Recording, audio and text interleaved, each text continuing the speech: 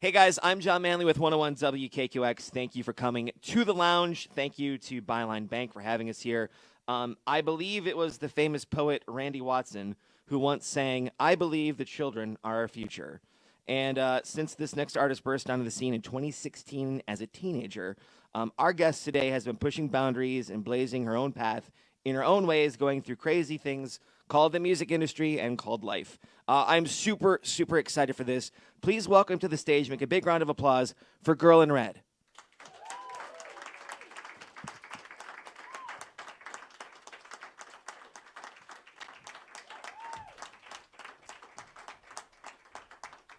I always want there to be like smoke or pyro when the door opens, but they won't let me play with fire, so probably for the best. Dude, I'm pretty good with handling flamethrowers. Do we want to start over then? Yeah, do you got one? I know Elon Musk has a pretty cool one. I know, right? I can't believe those are just like readily available for people to purchase. That doesn't seem right. Are they? I think so. Well, I think they're sold out now. I mean, I'm from Norway. I'm the same about guns, so right, yeah. Right. Well, welcome to Chicago.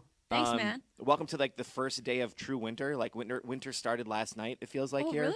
Feels like it. Yeah, we got here last night. Yeah, we were kind of dealing with some pretty decent temps, and then last night it was like, oh no, it's here. Yeah. So for the next, 4 months, we're doomed. I mean, it's the same in Norway, so I feel really at home. We were just in Florida, and I might be the PMS, but like I've just been so grumpy. I've just been like, why the fuck am I in Florida? And then we got here last night, and then we were getting our bags from the bags sure, from the yeah. airport, and then I saw this girl, she was wearing like a full green I don't know, tracksuit, and her T-shirt said Home Alone, and then I realized, oh my God, I'm literally Kevin from Home Alone, because I had to be in Florida during Christmas times, and then I got here, and isn't this this is the home of Home Alone? Yes, and did you know that you can? They are doing an Airbnb. I know. I literally I saw it's like an Airbnb collab. I just did a COVID test because I'm playing this gig tonight, and I have to be fully. I'm in the clear, but I got to be fully in the clear, on paper. But when I was waiting for that test, I was reading about this thing. It's just like $25, and you get the whole experience. I know. You get the booby traps. You get everything. I want to know if I can pay $25 to try to break into the house. Oh, I'll go the other way. I'll be the villain. Dude, you'll be the. Dude, you kind of look like. I grew the mustache specifically for this opportunity. I feel like I have to take advantage, right? I mean, I 100%. I'll take a frying pan to the face. Just get in a creepy van, try to stalk a kid. No, don't do that. Not a vibe. Maybe let's get to the interview. Yeah. Before I get myself in any trouble. So I'm going to preface this by saying this is the most cliche, terrible radio guy question to start this interview. Okay, can I guess? Yes. How did you get your name? Yes. But listen. I'm out. Listen, I want to. I'm going. Listen, this is very important because I want to preface this by saying the reason I'm asking this is because when I was doing my research before this, I came across 27 different versions of the significance of your name. Okay. So I want to know, I don't want to go to Wikipedia anymore. I want to go straight to the source. The reason it's 27 is because I've been asked that question so many times Correct. now, so it's fully watered out. So the 27th edition is the one where I'm I fell in love with a girl in a red sweater, blah. Next. Is that what we're going with for now? That's the. I mean, since you grew a mustache and all that, might just give you a nice answer. Well, the reason was that in 2017, I was in love with this girl, and we were at a festival, and we were trying to catch the same show, hang out, and we were looking for each other in the crowd. And if you've ever been to a festival, that's a nightmare. Literally, going to a festival is like looking for your friends. It's like Right. being alone, going to get something to drink, and then just being alone after that, never seeing them again. And that's kind of what happened, and we were trying to find each other. And then I couldn't find her, but then this little space opened up in the crowd, and she came into that little space, and she was wearing a red sweater, and I was like, wow, you're so beautiful, and you have a boyfriend. Fuck you, Adrian. I fucking hate you, Adrian. Yeah, she came into that little space, and she was wearing that sweater, and I was like, this is such a nice moment. But it was also really sad because I had been sad all summer because of her. So yeah, and she didn't know. She didn't know that I was in love with her. So it was like just like a sad moment. But then it turned into this like, bunch of love songs. Yes. And then I texted her like on the spot. I texted her "Girl in Red" because I saw her. And then I was like, oh, whatever. And then a couple months later, I went to the least coolest website on the world and in this world, Etsy, and I bought a red turtleneck. Took a picture of myself for Instagram, posted it on Instagram, captioned "Girl in Red." I was like, wow, Girl in Red, there's something here. Named myself Girl in Red. Not legally, but yeah. See, aren't you guys glad I took the hit and asked that question? I'm not, but let's be honest. Gotta be real. I got you. I promise the questions get better after this. Okay. I promise. But before we get to the next question, will you play us a song? Okay, I will. Awesome. Thank you. Oh, I forgot. Yo, Andy, can you please grab my water? I left it in there. This story really it sucks up all fluids in me, really. Oh, here's the water. Okay. Sorry, Andy. Okay, there you go. This first song is called. Oh, I just realized I did. I just made like a lot of ummy sounds. You know what I mean? Like my mom hates that. She's like, stop. Like it sounds like you're thinking, Marie, but you're not really thinking when you're just like, I don't know. Anyways, music. The song is called "I'll Call You Mine." It's from my record, "If I Can Make You Go Quiet." Feel like I have a burp coming, so if I suddenly stop singing and I burp, you know why? Because I told you. I have a weird diaphragm. It's really problematic. Okay.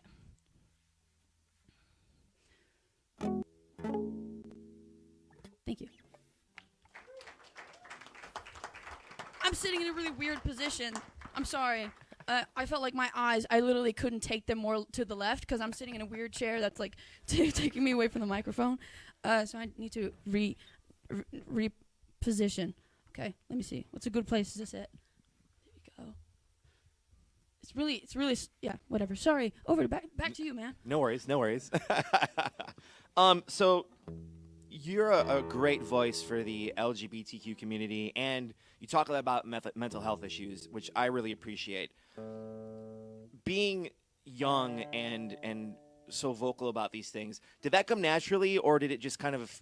Do you feel pressure to, now that it's kind of become part of your persona, do you feel pressure, or is it all natural, easy for you?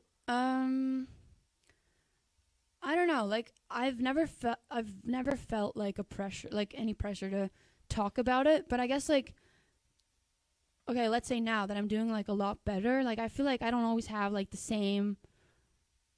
I don't know. I feel like I don't always have like a lot to say sometimes. You know what I mean? So I maybe the only pressure I feel like I've kind of reflected upon like recently is like I don't always feel like I have anything to say, and now suddenly like I'm this voice or something like that, and then I'm like watching, I don't know, How I Met Your Mother, and just like slacking around and just like chilling, and then I don't feel like a voice, you know what I mean? Like I feel like just like this chill dude, and so I guess that's the only like pressure I felt is like, oh my god, I don't feel like I have anything to say, and like why everyone is saying I have this thing to say, and I'm like, I don't think I have anything to say.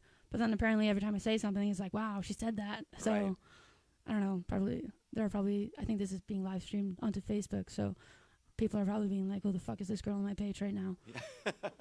Well, I imagine it's, especially you speak of Facebook and social media, like especially with now like how politicized the world is, and how, I mean, essentially as an entertainer or an artist, you're kind of in the spotlight 24/7. Like it's not like just when you're on stage anymore. Like now it's, your whole world is basically streamed essentially.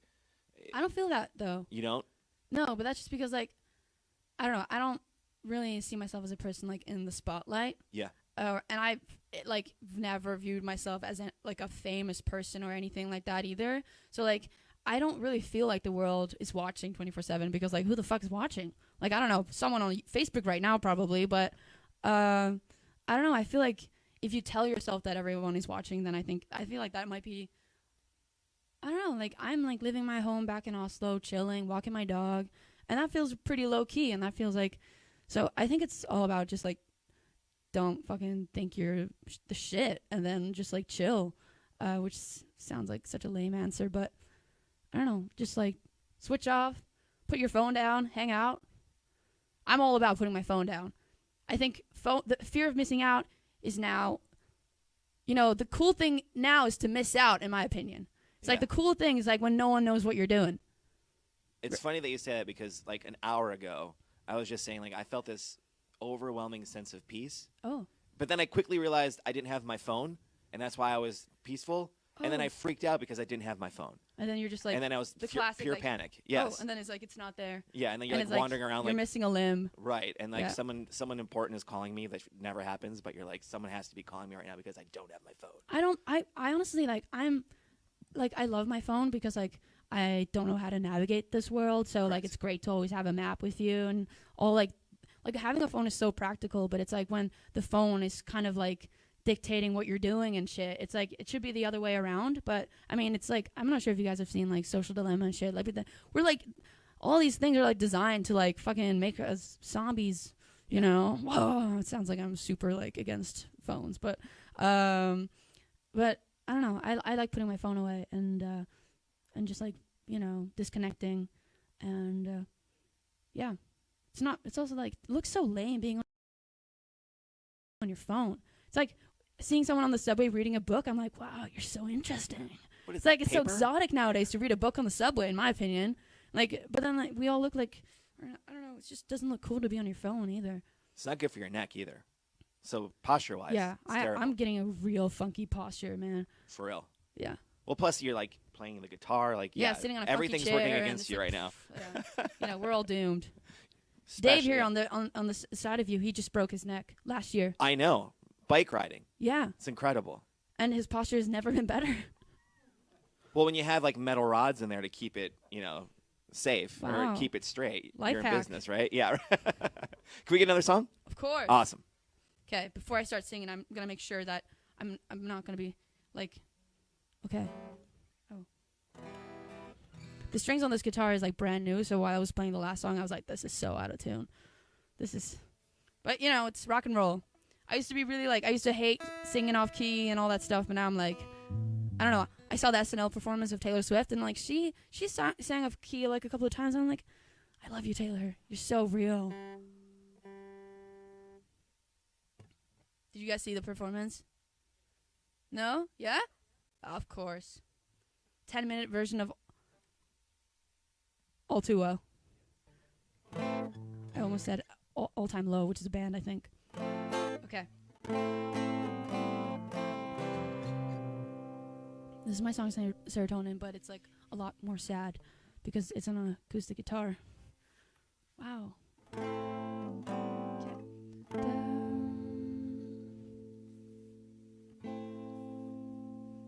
Hands are so sweaty. Okay. I'm running low on serotonin. Chemical imbalance got me twisting things. Stabilize with medicine, but there's no depth to these feelings. Dig deep, can't hide from the corners of my mind. I'm terrified of what's inside. I get intrusive thoughts, like cutting my hands off, like jumping in front of a bus, like how do I make this stop when it feels like my therapist says me, please don't let me go crazy, put me in a field with daisies, might not work but I'll take a maybe. I've been breaking daily, but only me can save me, so I'm capitulating, crying like a fucking baby. I done but let a whale, I done but letting little, I done but letting better, but I dap a lot of dead. Running low on serotonin, chemical imbalance got me twisting things. Stabilize with medicine, but there's no depth to these feelings. Dig deep, can't hide from the corners of my mind. I'm terrified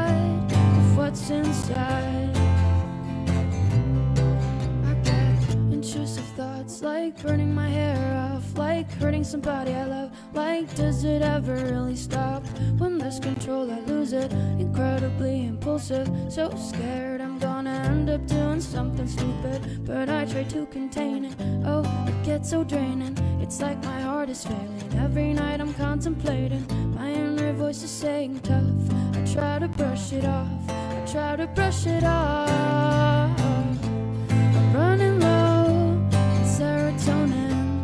Chemical imbalance got me twisting things. Stabilize with medicine, but there's no depth to these feelings. Dig deep, can't hide from the corners of my mind. I'm terrified of what's inside. I'm running low on serotonin. Chemical imbalance got me twisting things. Stabilize with medicine, but there's no depth to these feelings. Dig deep, can't hide from the corners of my mind. I'm terrified of what's inside.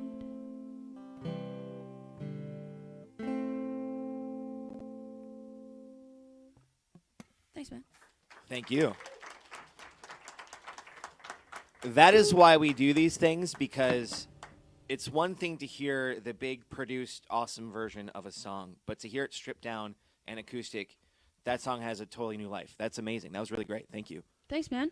And speaking of that song, Serotonin specifically, I think literally 25 minutes ago, we played that song on the radio for the 1300th time.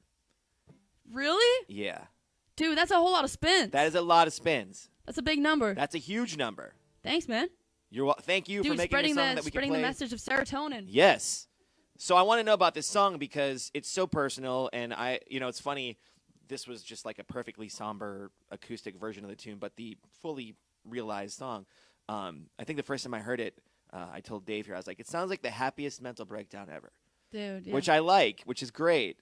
So as on behalf of everyone that struggles with mental issues, like, thank you for making this record. Thanks, man. Is it weird for you, though? Like, what is it like when, it's such a personal song and it's dealing with real serious things? Is it weird, like, because it's personal, like, is it weird to, like, have to play this song all the time and, like, now it's like this big thing?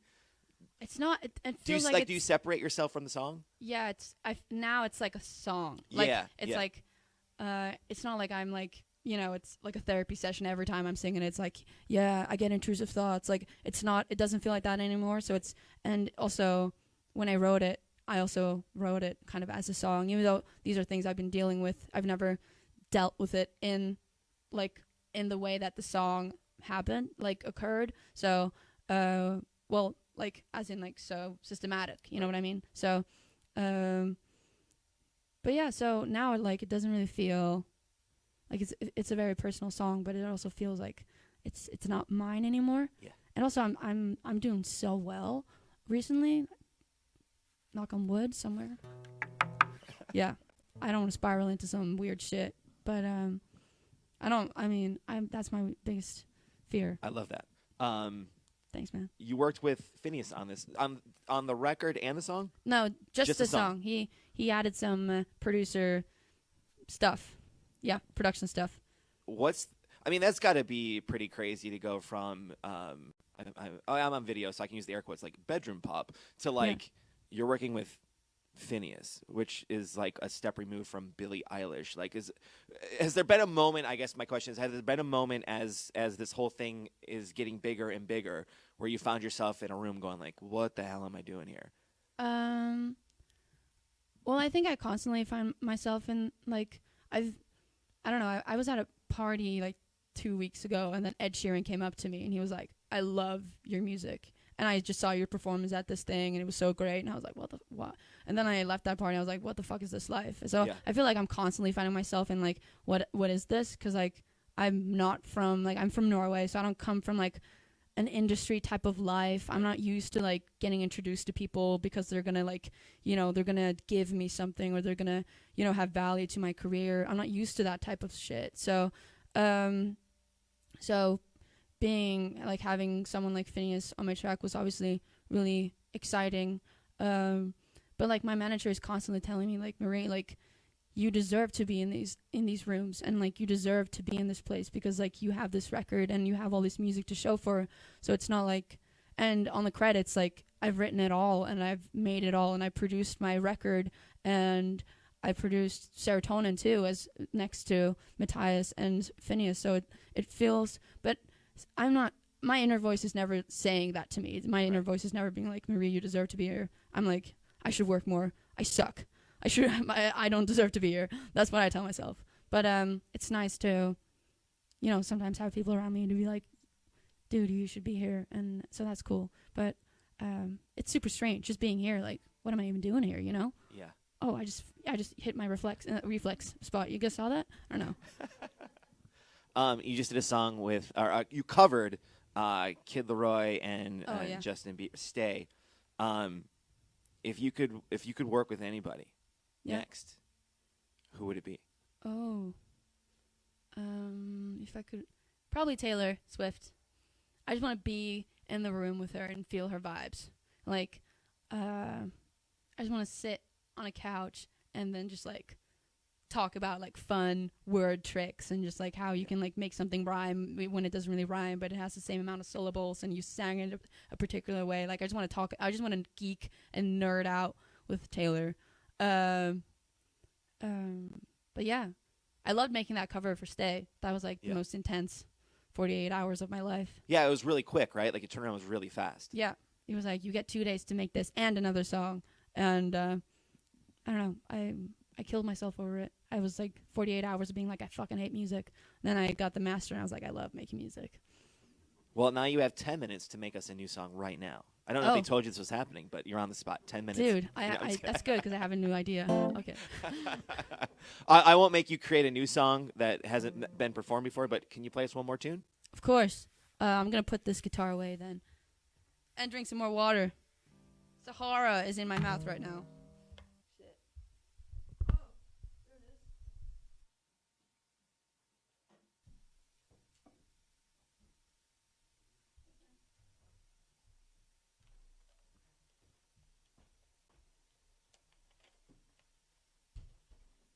Okay, so, you hear this piano? Cool. Technology, huh? I don't get it. So this song is called Horny Lovesick Mess. I wrote it after my first tour in the United States. Well, after my first year of touring. I was completely broken.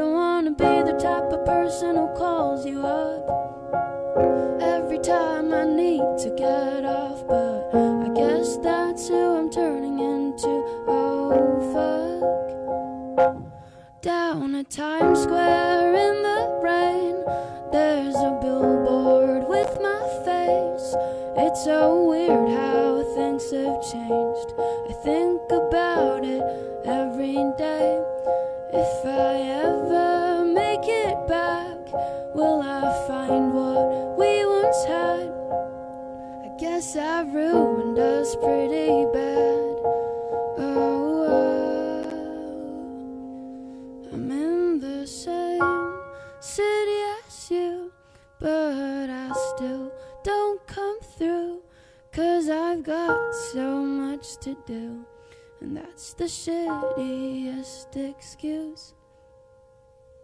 So don't ever take me back. Let's just face the fact I treated you like trash, and you deserve more than that.